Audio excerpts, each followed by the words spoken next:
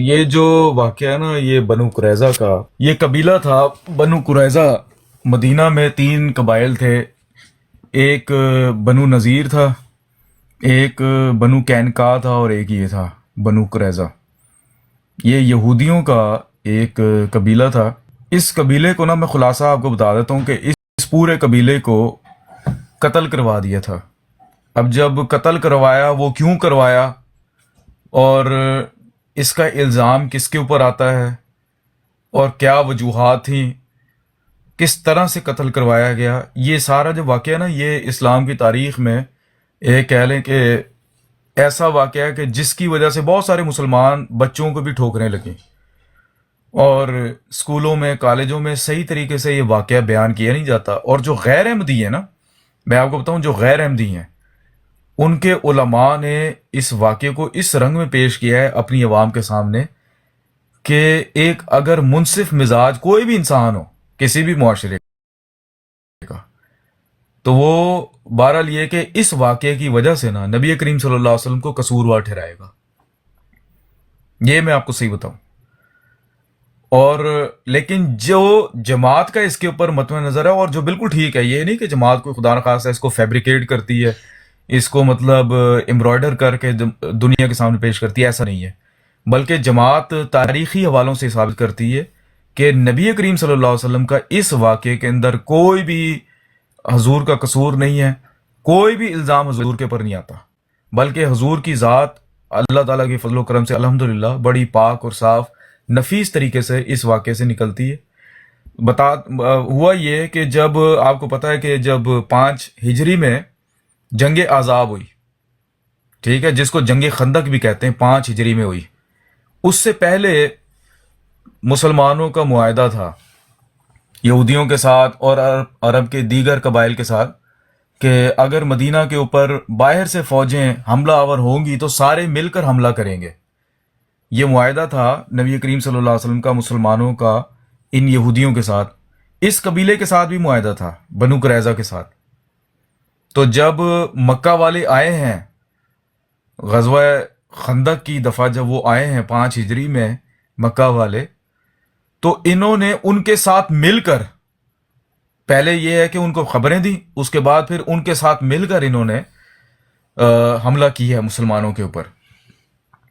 اور پوری سازش میں پورے، یعنی کہ یہ ملے ہوئے، مطلب معاہدہ مسلمانوں سے ہے لیکن سارا ساز باز ان کے ساتھ کر رہے ہیں۔ تو بہرحال جب وہ جنگ ختم ہو گئی، اس کے بعد پھر نبی کریم صلی اللہ علیہ وسلم نے یہ فیصلہ کیا کہ ان کو معاہدہ شکنی کی سزا دی جائے گی یہودیوں کو۔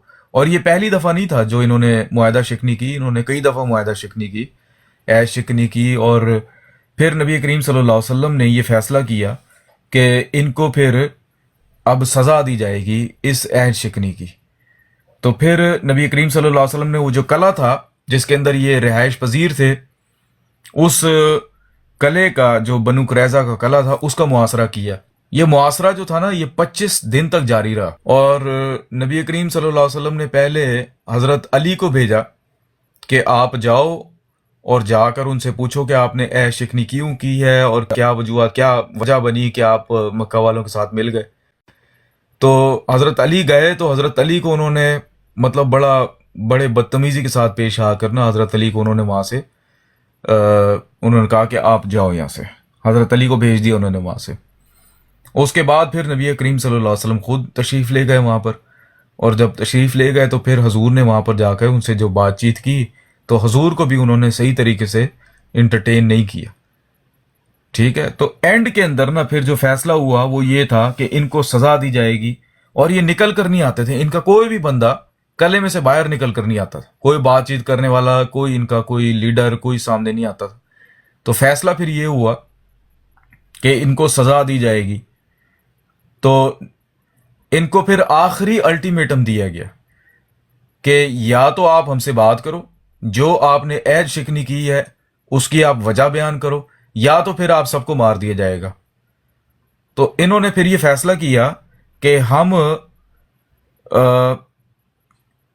محمد مصطفیٰ صلی اللہ علیہ وسلم سے، یعنی یہ تو محمد کہتے تھے، انہوں نے فیصلہ کیا کہ یہ حضور صلی اللہ علیہ وسلم سے فیصلہ نہیں کروائیں گے، جو بھی فیصلہ ہوگا نا وہ سعد بن معاذ کریں گے، سعد بن معاذ آپ کو پتہ ہے نبی کریم صلی اللہ علیہ وسلم کے صحابی تھے، اور وہ ان کے قبیلے یہ جو بنو قریظہ تھے یہ سمجھتے تھے وہ ہمارے دوست ہیں، ہمارے قریب ہیں وہ. تو انہوں نے یہ مطلب فیصلہ کیا کہ ہم سعد بن معاذ کے ذریعے فیصلہ کروائیں گے، نبی کریم صلی اللہ علیہ وسلم کے ذریعے فیصلہ نہیں کروائیں گے، جو بھی انہوں نے عیش شکنی کی یا جو بھی معاملات خراب ہوئے. تو سعد بن معاذ نے ان سے پہلے عہد لیا کہ میں جو بھی فیصلہ کروں گا کیا آپ اس کے اوپر مطلب آمنا و صدقنا کہو گے، کوئی اس میں کوئی بعد میں کوئی مسئلہ تو نہیں پیدا کرو گے؟ انہوں نے کہا ہاں جی ہم بالکل جو بھی آپ فیصلہ کریں گے ہم اس کو مانیں گے. تو انہوں نے نبی کریم صلی اللہ علیہ وسلم سے فیصلہ لے کر حضرت سعد بن معاذ سے کروایا. اب انہوں نے خود ہی نبی کریم صلی اللہ علیہ وسلم کی ذات کو بیچ میں سے نکال دیے، اور حضور فیصلے میں شامل نہیں تھے.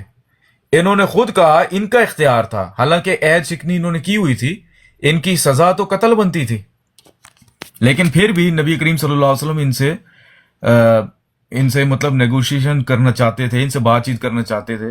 انہوں نے کہا نہیں ہم آپ سے بات نہیں کریں گے، ہم سعد بن معاذ سے کریں گے. اور ان کو یہ لگتا تھا کہ سعد بن معاذ سے ہمارے تعلقات اچھے ہیں، تو وہ ہمارے حق میں کوئی ایسا فیصلہ کریں گے جو نرمی والا فیصلہ ہوگا.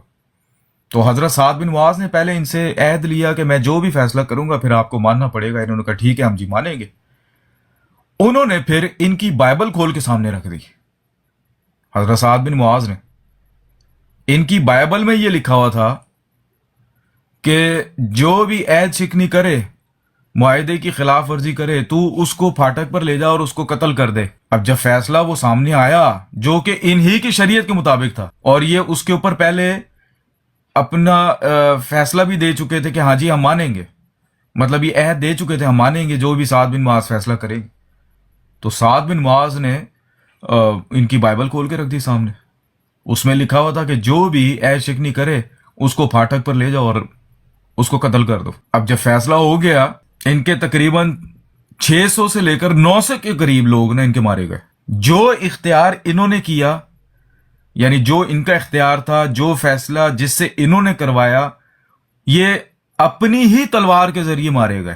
جماعت کا یہ موقف ہے اس کے اوپر کہ اگر تو یہ نبی کریم صلی اللہ علیہ وسلم سے فیصلہ کروا لیتے، تو چونکہ نبی کریم صلی اللہ علیہ وسلم رحمت للعالمین تھے، تو حضور کبھی بھی ان کے قتل کا فیصلہ نہ دیتے، بلکہ شاید یا تو ان کو معاف کر دیا جاتا یا کوئی چھوٹی موٹی سزا دے کر ان کو چھوڑ دیا جاتا.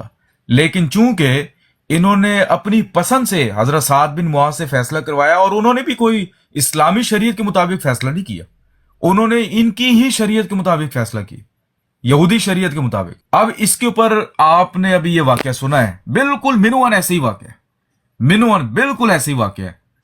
یہ طبقات سعد بن وہ جو ہے دوسری کتاب تاریخ طبری کے اندر بھی، طبقات ابن سعد کے اندر بھی، تاریخ ابن ہشام کے اندر بھی، اس کے علاوہ احادیث کے اندر بھی یہ بالکل منوان ایسے ہی بیان ہوا. اور یہ اتنا مشہور اور معروف واقعہ ہے کہ مطلب بچے کو ہی تقریباً یاد ہے، جس نے ایک دفعہ یہ واقعہ پڑھ لیا اس کو بھولتا نہیں ہے.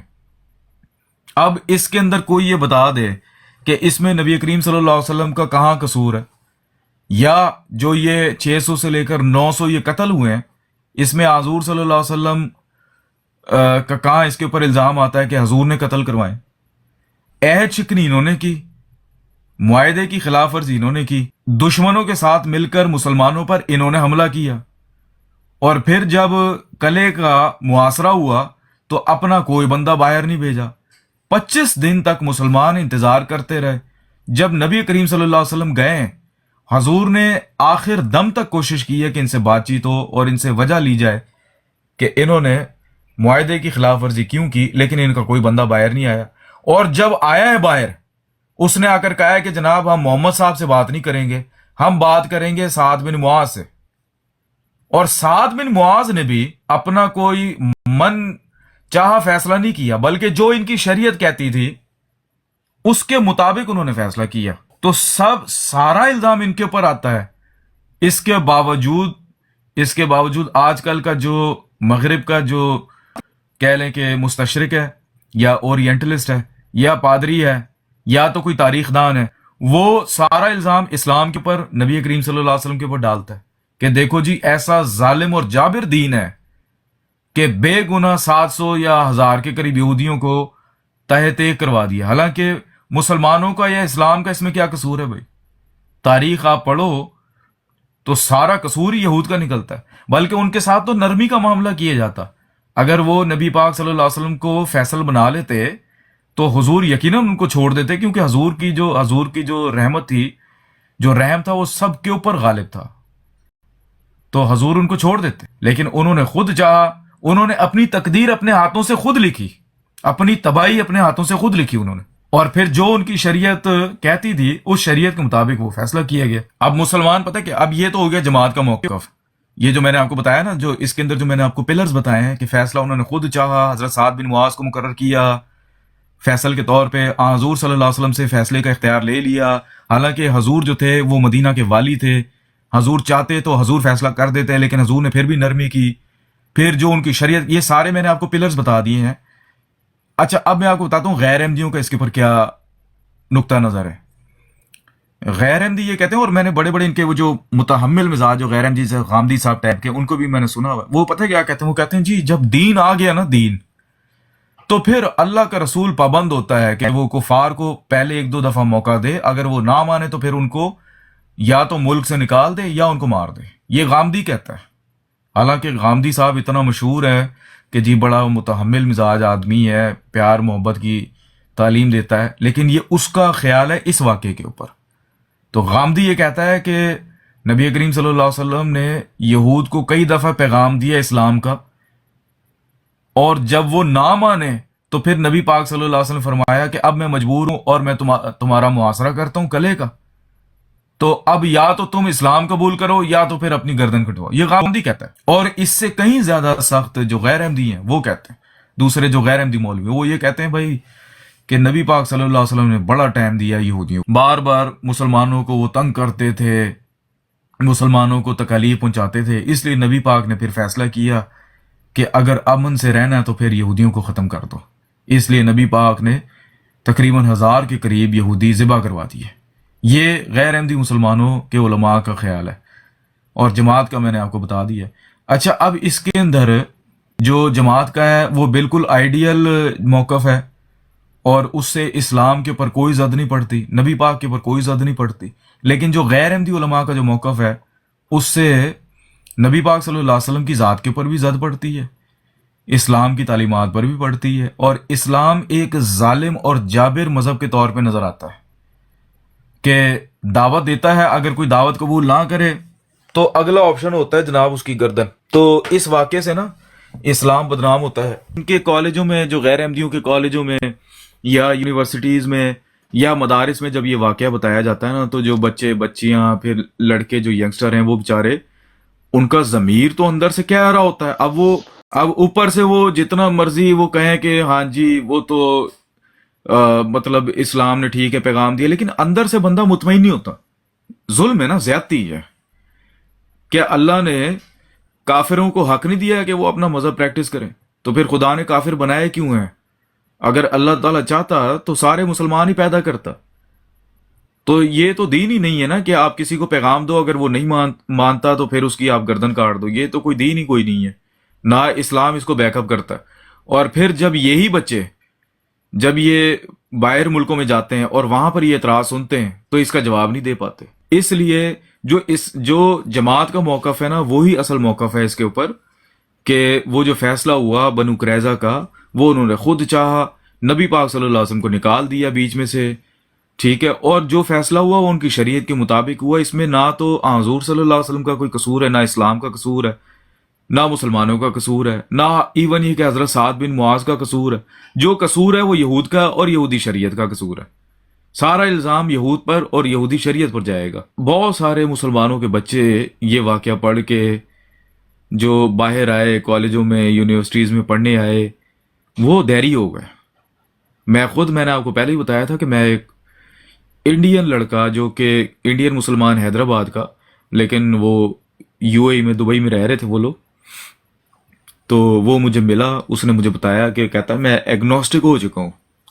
میں نے اس سے پوچھا، اس نے مجھے یہی واقعہ بتایا. کہتا ہے یار وہ جو بنو قریظہ کا واقعہ ہوا تھا نا، پورا کا پورا قبیلہ آپ کے نبی نے ذبح کروا دیا تھا. تو یہ کون سا دین ہے، کون سی انسانیت ہے، کون سا مذہب ہے جو کہ اتنا عدم برداشت والا مذہب ہو. یہ اس نے مجھے بتایا. کہتا میں اب اسلام سے نکل چکا ہوں. سیدھی بات ہے، میں کسی اسلام کو فالو نہیں کرتا، نہ میں محمد صاحب کو سچا مانتا ہوں. ہاں بس خدا کی ذات میں میرا یقین ہے، باقی سارے مذہب جھوٹے ہیں. مطلب کہنے کا یہ ہے کہ اس واقعے نے نا بڑا نقصان پہنچایا مسلمانوں کو، مسلمان بچوں کو. اس لیے ہمیں وہ موقف لینا چاہیے جو جماعت احمدیہ کا موقف ہے، اور اسی موقف سے نا ہم اسلام کا دفاع کر پائیں گے. باقی اگر مولویوں کا موقف اپنائیں گے نا تو اپنے بچوں کو بھی دائریہ کر کے بیٹھ دیں گے ہم لوگ. جو جماعت والا موقف ہے نا اسی سے وہی اصل اور وہ حقیقت بھی، یہ نہیں کہ وہ جماعت نے کوئی تراشا ہے وہ موقف، بلکہ وہ ہے ہی وہی موقف ہے اصل جو واقعے کی حقیقت ہے.